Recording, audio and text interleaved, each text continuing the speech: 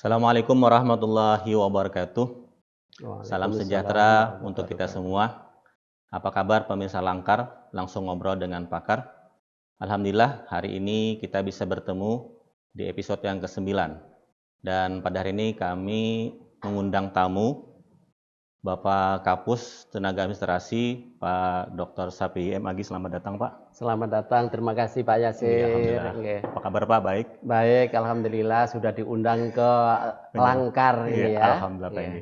Langkar ini dari bahasa Banjar artinya ganteng, cantik, dan bagus Pak. Tapi dia sebuah akronim, jadi langsung ngobrol dengan pakar. Oke. Iya. Dan terima kasih Pak Kapus juga setelah tadi mengajar, memberikan materi di orientasi, dan mau berkenan meluangkan waktu di ruangan ini Pak ya. Iya. Hari ini kita akan ngobrol tentang Peraturan Presiden Nomor 58 Tahun 2023 Pak, berkenaan dengan penguatan moderasi beragama. Iya. Mungkin kita bisa ngobrol tentang seberapa penting sih Pak regulasi ini untuk kita sebagai ASN atau mungkin kementerian dan yang lain-lainnya. Baik. Terima kasih Pak Yasir dan para pemirsa semuanya. Moderasi beragama atau yang lebih tepat lagi istilah yang kita gunakan adalah penguatan moderasi beragama. Ini kan menjadi salah satu program prioritas pemerintahan dalam RPJMN, Rencana Pembangunan Jangka Menengah tahun 2020-2024. Itu di state di sana. Dinyatakan secara tegas ada penguatan moderasi beragama menjadi salah satu program prioritas pemerintah. Nah, artinya karena ini sudah menjadi program prioritas pemerintah, maka seluruh komponen itu harus bergerak bersama, bersinergi untuk melaksanakan program prioritas ini. Jadi bukan hanya milik atau tanggung jawab secara sektoral salah satu kementerian atau beberapa kementerian. Dalam hal ini bukan hanya tanggung jawab Kementerian Agama saja, meskipun ini adalah urusan kehidupan keagamaan, tapi harus menjadi tanggung jawab bersama. Nah, karena ini menjadi tanggung jawab bersama, tidak mungkin secara regulasi ketatanegaraan kita aturan yang menyelenggarakan program ini hanya diatur oleh setingkat aturan Menteri Agama, kan tidak mungkin itu. Maka kita butuhkan regulasi yang lebih tinggi di atas aturan menteri. Nah, supaya bisa mengikat seluruh instrumen kepemerintahan, maka itulah pentingnya ada peraturan presiden. Kalau hanya peraturan menteri kan mengikat di satu kementerian itu saja. Tapi dengan terbitnya peraturan presiden ini, maka seluruh kementerian, lembaga, instansi pusat maupun instansi daerah yang menjadi perangkat dari kepemerintahan ini, itu semuanya terikat. Sehingga dengan demikian, maka tidak ada lagi ruang untuk mendebat, ruang untuk menolak, atau bahkan acuh misalnya, enggak bisa lagi. Ini karena ini sudah menjadi kebijakan pemerintah yang dituangkan dalam peraturan presiden ini. Dan ini memang yang kita harapkan, yang sudah kita angan-angankan, yang sudah kita rintis beberapa tahun sejak penguatan moderasi beragama ini menjadi salah satu program prioritas nasional. Sekian tahun kita menyusun kerangka ini, peraturan ini, menyiapkan draft dan sebagainya. Dan alhamdulillah sekarang sudah terbit Peraturan Presiden Nomor 58 Tahun 2023 tentang penguatan moderasi beragama. Jadi ini memang penting banget karena dengan peraturan inilah semuanya, semua perangkat kepemerintahan itu dia terikat, tidak bisa lagi menolak. Dan ini selaras tentunya selaras dengan posisi moderasi beragama itu sebagai salah satu program prioritas negara, gitu Pak Yasir. Ya, setiap kali regulasi keluar itu kan ada implikasinya Pak Kapus lah. Kira-kira apa yang implikasi dengan keluarnya Peraturan Presiden nomor 58 ini Pak Kapus? Oke, kalau dalam beberapa tahun terakhir ini penguatan moderasi beragama itu menjadi hajatan secara khusus Kementerian Agama, karena ini memang urusan agama. Maka setelah terbitnya Perpres nomor 58 tahun 2023 ini, semua instansi, semua perangkat kepemerintahan yang di pusat maupun yang di daerah itu terkena, ya.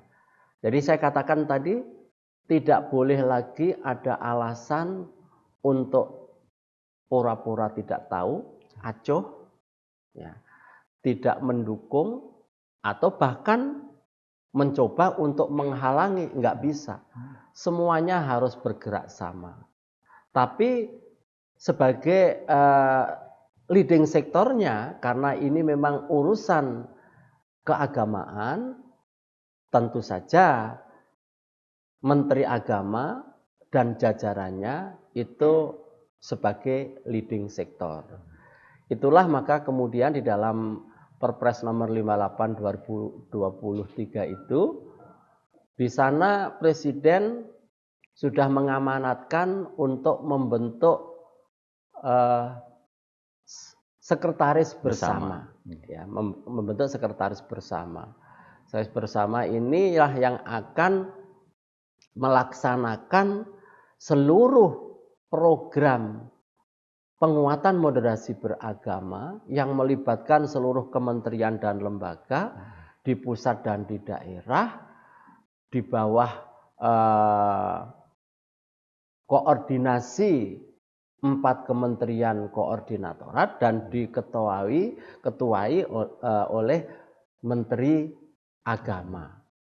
Yang di pusat, yang di daerah, semuanya nanti terikat dengan peraturan ini.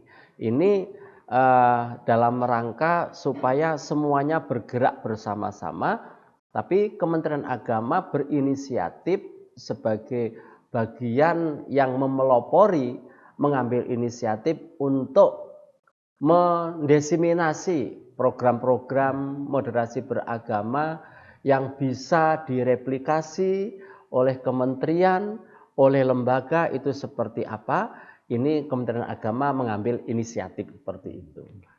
Jadi tegas setelah terbitnya Perpres nomor 58 2023 ini, maka mari semua kementerian lembaga, pemerintah pusat dan daerah, kita harus bersinergi, kita harus bergerak bersama-sama karena ada tanggung jawab bersama. Nah, tanggung jawab bersama itu penting. Jadi ada tanggung jawab bersama. Ini bukan lagi hanya tanggung jawabnya Kementerian Agama, tapi tanggung jawab bersama. Bahwa Menteri Agama dan jajarannya sebagai leading sektor, iya. Tapi ini adalah tanggung jawab bersama, ini adalah kerja kita bersama, kita rancang bersama, kita mencapai tujuan bersama. Tujuan goal akhirnya apa sih penguatan moderasi beragama? Ya kita ingin membawa Indonesia ini sebagai negara yang damai, negara yang rukun, yang sejahtera dalam keragaman. Itu. Okay. Dalam regulasi itu kan disebutkan Pak Kapus telah melibatkan KL lain selain Kementerian Agama. Gitu. Betul. Bagaimana respon kementerian dan lembaga yang lain dengan terbitnya regulasi ini Pak Kapus? Ya, Kementerian Agama dalam hal ini sebagai leading sektor itu memang dituntut untuk kerja keras, ya. Pertama tentu saja kita menyosialisasikan Perpres ini ke kementerian dan lembaga lain, karena ya ini kan persoalan keagamaan yang belum tentu dipahami secara baik oleh kementerian lain. Kita maklumi itu. Dan disinilah maka Kementerian Agama itu harus mengerahkan segala effortnya supaya kementerian, lembaga, instansi pusat, instansi daerah itu mengetahui, memahami, dan menyadari pentingnya persoalan penguatan moderasi beragama ini. Oleh karena itu maka sekretariat bersama yang di bawah koordinasi Kementerian PMK, Kementerian Pembangunan Manusia dan Kebudayaan itu sudah mengambil langkah-langkah untuk mengkoordinasikan, untuk mensinergikan di semua KL ini supaya kita mempunyai pemahaman yang sama, sikap yang sama, dan kemudian kita mempunyai gerak langkah yang bersama dan menyadarkan bahwa persoalan moderasi agama itu adalah persoalan kita bersama, bukan hanya persoalan sektoral di Kementerian Agama. Baik, kalau melihat dari penjelasan Kapus tadi ternyata dari KL pun sudah mengakomodir keinginan dari ruh regulasi ini Pak Kapus ya. Iya. Kemudian yang terakhir Pak Kapus, ini kan ada asisten kita dari jalur P3K nih. Mungkin Pak Kapus bisa memberikan pesan kepada teman-teman SN dengan jalur P3K berkenaan dengan penguatan moderasi beragama Pak Kapus.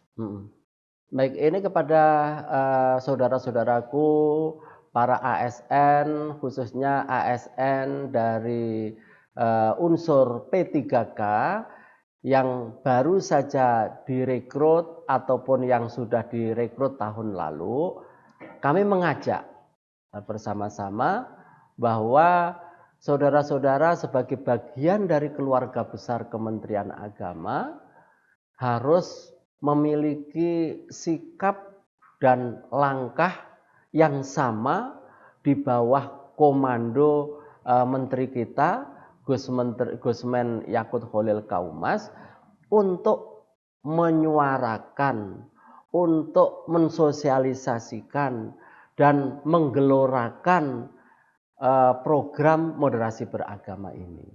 Program moderasi beragama tidak hanya melulu urusan pelatihan. Moderasi beragama, penguatan moderasi beragama itu bisa kita lakukan dalam banyak program kegiatan.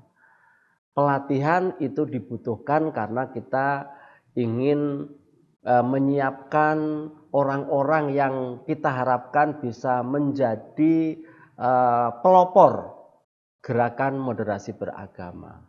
Orang-orang yang nanti siap untuk melatih orang yang akan menjadi pegiat moderasi beragama melalui program TOT, instruktur nasional, dan lain sebagainya itu. Tapi bukan hanya itu saja. Pada level-level tertentu, program moderasi beragama ini mungkin cukup dengan kita lakukan sosialisasi bagi kelompok masyarakat, elemen masyarakat yang mungkin hanya membutuhkan pemahaman saja. Ya. Bisa juga dengan selain sosialisasi itu ada yang namanya orientasi. Gitu. Bahkan juga bukan hanya itu, melalui kegiatan-kegiatan lain. Kegiatan-kegiatan seni bisa kita beri muatan moderasi beragama. Seni apapun. Seni suara, ya, kemudian misalnya seni perfilman, seni musik, itu bisa kita berikan muatan-muatan moderasi beragama. Kita kembangkan lembaga-lembaga pendidikan yang mempunyai concern dengan program moderasi beragama. Kita bisa menyebarluaskan gagasan-gagasan pandangan moderasi beragama ini melalui media-media cetak, media elektronik, dan lain sebagainya. Jadi segala lini kita lakukan, berbagai media kita gunakan. Gitu Pak Yasir. Baik Pak Kapus, terima kasih sudah ngobrol dengan kami berkenaan dengan Peraturan Presiden Nomor 58 tadi. dan mudah-mudahan ada manfaatnya. Pemirsa Langkar yang saya hormati, demikian tadi ngobrol saya dengan Pak Kapus berkenan dengan Peraturan Presiden Nomor 58 Tahun 2023 berkenan dengan penguatan moderasi beragama. Semoga ada manfaatnya. Wassalamualaikum warahmatullahi wabarakatuh. Waalaikumsalam.